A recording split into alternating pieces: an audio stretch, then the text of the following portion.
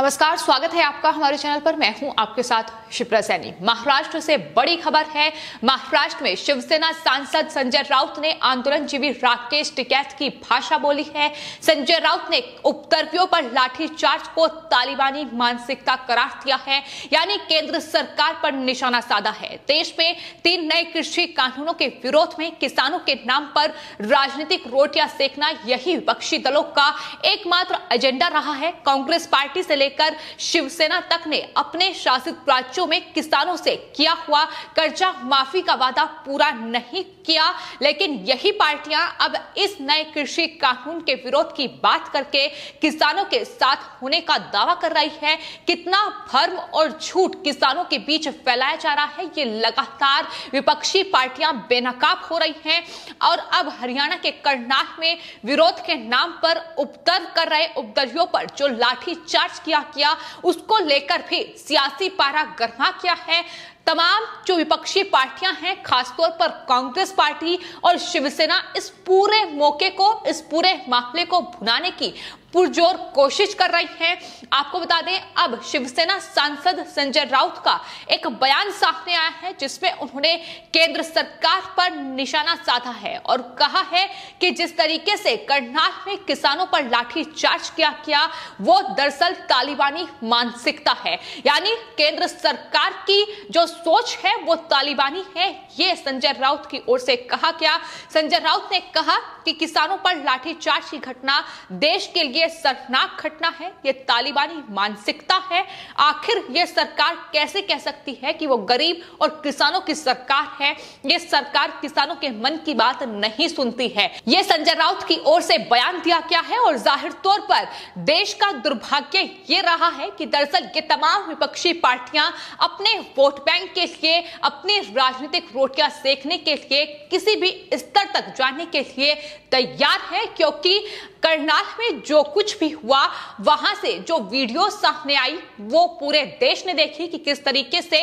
ये जो किसानों के नाम पर प्रदर्शन किया जा रहा था, वहां नेशनल हाईवे को पूरी तरीके से बाधित कर दिया गया। जो जगह आंदोलन के लिए, प्रदर्शन के लिए तय की गई थी, उस पर ये आंदोलनजीवी नहीं बैठे, जबकि नेशनल हाईवे को बाधित किया गया। और इन तमाम प्रदर्शनकारियों को तितर-बितर करने के लिए पुलिस ने हल्का बल प्रयोग किया, ये पुलिस की ओर से जानकारी दी गई। लेकिन उस दौरान ही वो वीडियो भी सामने आई जब ये उपद्रवी पुलिस पर फावड़े से वार करते नजर आए और उसके बाद पुलिस ने जमकर लाठीचार्ज किया, जिसमें कई आंदोलनजीवी और ये प्रदर्शनकारी घायल भी हुए। लेकिन इस पूरे मौके को भुनाने की तमाम कोशिशें अब कांग्रेस पार्टी से लेकर शिवसेना कर रही है। शिवसेना की ओर से उस वीडियो पर कोई टिप्पणी नहीं की गई, उस पूरे मामले की, घटना की कोई निंदा नहीं की गई, जहां पुलिस फोर्स पर फावड़े से जानलेवा हमला करने की कोशिश की जा रही है।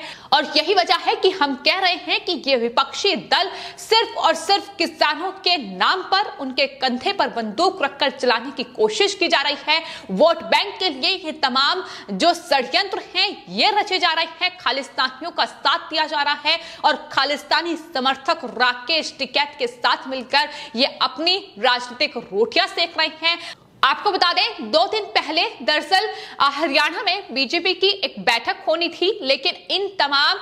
प्रदर्शनकारियों की ओर से बैठक का कड़ा विरोध किया गया और विरोध के नाम पर ये धरना प्रदर्शन करने की तैयारी जो थी, इन तमाम जो किसान नेता खुद को कहते हैं उनकी थी, गुरनाम सिंह चढ़नी हो या राकेश टिकैत हो, इनके समर्थक आकर करनाल जो टोल प्लाजा है वहां पर एकत्रित हो गए। लेकिन उन्होंने वहां नेशनल हाईवे को बाधित करने की कोशिश की और चूंकि इससे ठीक पहले सुप्रीम कोर्ट ने यह साफ तौर पर केंद्र सरकार और राज्य सरकारों को आदेश दिया था कि इस तरीके से विरोध प्रदर्शन के नाम पर सड़कों को बाधित नहीं किया जा सकता है, लोगों को परेशानी में नहीं डाला जा सकता है। तो ऐसे में अब केंद्र सरकार और राज्य सरकार सख्त कार्रवाई करे और इस तरीके से सड़कों को बाधित किया जा रहा है उस पर ध्यान दें, यानी कार्रवाई की जाए, जिसके बाद हरियाणा पुलिस ने ये कार्रवाई की है। और चूंकि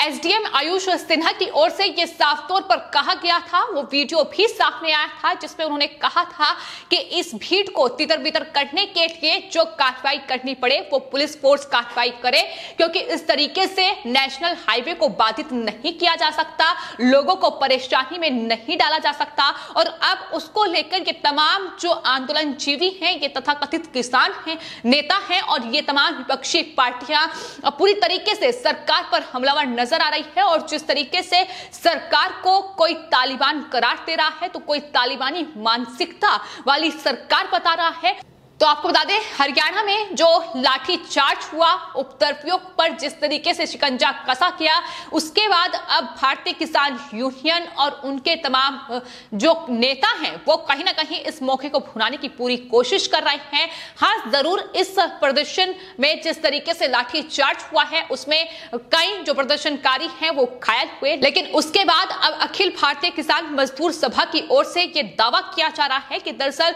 पुलिस द्वारा जो लाठी चार्ज किया है उसमें एक किसान की मौत हुई है। लेकिन हरियाणा पुलिस ने इस पूरे मामले को उन्होंने कहा है कि दरअसल किसी भी किसान की मौत नहीं हुई है। पुलिस ने इस पूरे दावे को पूरी तरीके से खारिज कर दिया है। तो जिस तरीके से इस पूरे मामले को भुनाने की ये कोशिश है कि दरअसल केंद्र सरकार पर सवाल उठाया जाए, यहां तक कि हरियाणा क्योंकि बीजेपी शासित राज्य है, ऐसे में विरोध प्रदर्शन दूसरे राज्यों में भी होते रहे हैं, लाठीचार्ज दूसरे राज्यों में भी हुई है। लेकिन चूंकि ये बीजेपी शासित राज्य है, मनोहर लाल खट्टर वहां के मुख्यमंत्री हैं, तो ऐसे में ये तमाम विपक्षी पार्टियां और ये तथाकथित किसान नेता इस पूरे मौके को भुनाने की कोशिश कर रहे हैं ताकि सरकार पर सवाल उठे। और कहीं ना कहीं सरकार का विरोध ही इनका प्रमुख एजेंडा है, जिसे कहीं ना कहीं ये पूरी तरीके से इस पूरे किसान आंदोलन की आड़ में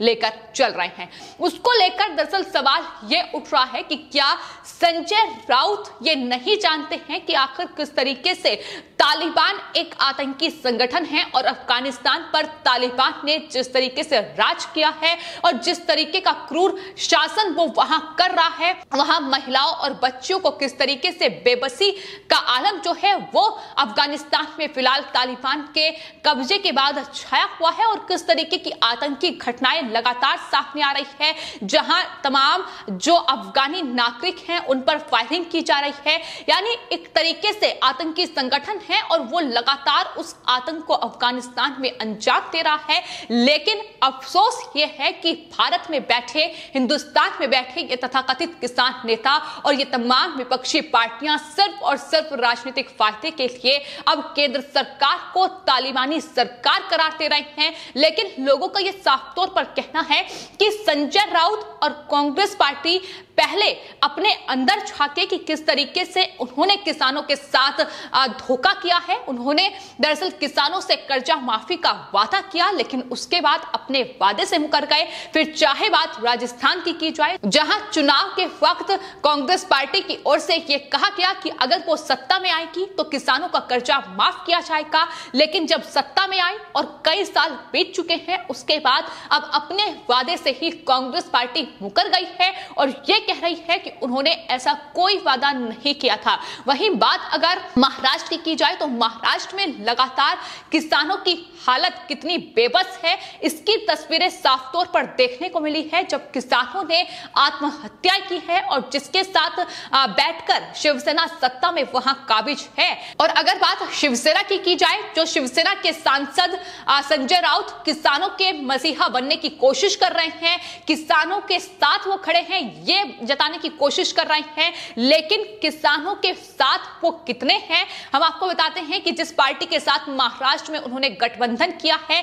यानी एनसीपी, उन्होंने महाराष्ट्र के ज्यादातर जो चीनी मिलें हैं वो कब्जाई हुई हैं और इन चीनी मिलों ने किसानों का बकाया भुगतान भी नहीं किया है। तो ये किस तरीके का व्यवहार किसानों के साथ कर रहे हैं, ये कितने किसानों के साथ खड़े हुए हैं, ये साफ तौर पर बेनकाब हो रहा है, ये जो साथ है ये फर्जी है। ये लगातार खुलासे हो रहे हैं कि किस तरीके से सिर्फ और सिर्फ नजरें 2024 के लोकसभा चुनाव पर गड़ी हुई हैं और उससे ठीक पहले ये किसानों का समर्थन कर, नए कृषि कानूनों का विरोध कर, किसानों के नाम पर राजनीतिक रोटियां सेकने की तैयारी कर रहे हैं। लेकिन पूरी तरीके से कांग्रेस पार्टी भी बेनकाब हो चुकी है और साथ ही शिवसेना के ये सांसद संजय राउत जो गाजीपुर बॉर्डर भी पहुंच जाते हैं, राकेश टिकैत से मुलाकात करते हैं ताकि किसानों को अपने साथ खड़ा किया जा सके। लेकिन किसान, अब देश का किसान जिसे बहकाने की ये कोशिश ये तमाम विपक्षी पार्टियां और ये तथाकथित किसान नेता कर रहे थे, वो अब समझ चुके हैं कि किस तरीके की ये राजनीतिक तैयारी है। इस फर्जी किसान आंदोलन की आड़ में अपनी राजनीतिक रोटियां सेकी जा रही है और यही वजह है कि अब कड़ा विरोध राकेश टिकैत और इन तमाम विपक्षी पार्टियों का किया जा रहा है जो किसानों के नाम पर अपनी राजनीतिक रोटियां सेक रहे हैं। लेकिन सबसे दुर्भाग्यपूर्ण यही है कि तालिबान एक आतंकी संगठन है जो लगातार अपना आतंक दुनिया में उन्होंने बरपाया है और अब अफगानिस्तान पर जिस तरीके से कब्जा किया है उसके बाद अफगानिस्तान से भी वो बेबसी की तस्वीरें सामने आ रही है जहां तालिबानियों ने अपना कब्जा कर लिया है और अफगानी नागरिकों को कैद कर लिया है। तो उस तालिबान से भारत सरकार, मोदी सरकार की तुलना करना ये अपने आप में बेहद दुर्भाग्यपूर्ण है, बेहद निंदनीय बयान ही इसे कहा जाएगा जो संजय राउत की ओर से दिया गया है। लेकिन कुल मिलाकर जो किसानों के साथ अत्याचार कर रहे हैं वही तमाम विपक्षी पार्टियां और ये तथाकथित किसान नेता किसानों के साथ खड़े होने का दावा कर रहे हैं। लेकिन किस तरीके से ये आंदोलन किसान आंदोलन नहीं है बल्कि फर्जी आंदोलन है, ये लगातार देखने को मिल रहा है। विरोध प्रदर्शन के नाम पर देश में दंगा और उपद्रव करने की ये कोशिश, पुलिस फोर्स को निशाना बनाने की ये साजिश,